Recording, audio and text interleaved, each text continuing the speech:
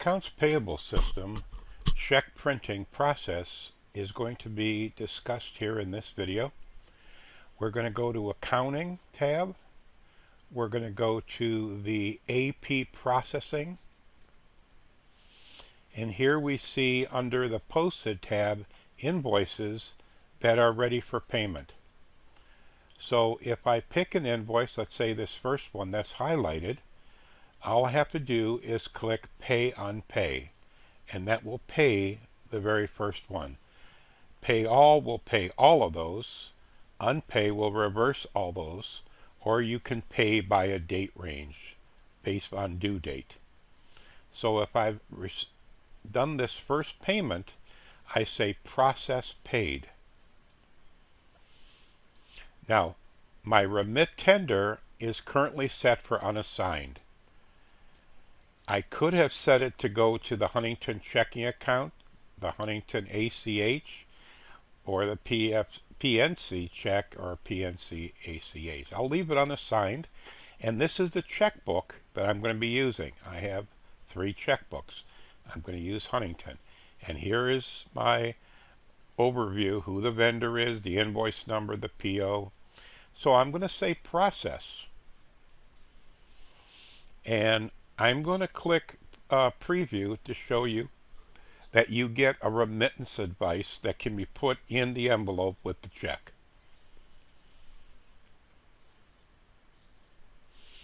So now that I've completed that step, I go to my checkbook. Now, if I go to my post transactions, you'll see I have an activity saying that I am going to be crediting my checking account, reducing it, debiting in my accounts payable, and crediting my purchase discounts, which is a revenue or income account. So at this point, I'm going to say I want to print checks. So I click here. My next check number is 574. I'm using 1-part checks. I will hit Preview and say Print Checks. And this is what my check will look like. It's perfed into thirds, printed on a laser. Now, I realize that my check date on 4/28, I did print this check yesterday, not today. So I need to edit this check. So I select Edit. At this point, I could change the check number if I needed to. I am going to change the date to the prior date on Monday, the 27th. I'm also going to put in a memo here that says that I paid for brochures.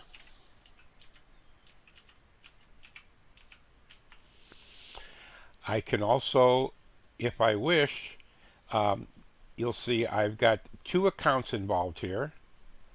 The purchases, discounts, and my accounts payable. So those were the ones that were charged when I cut my check. So if I say OK here, what happens in my post transactions is I get a reversal.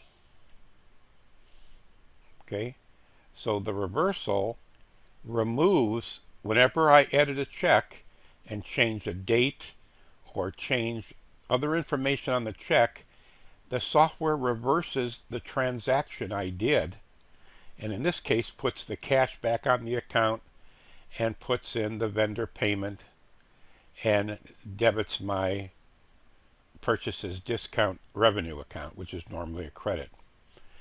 And then after that, it redoes the actual check information, and on a description, it lets me know which check number is going to be in the general ledger as its payment.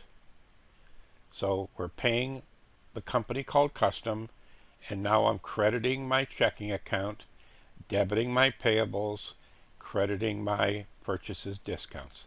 So the concept of the reversal puts things back before you edit. After you edit, it then puts in the correct values you wanted. And that's the purpose of the reversal.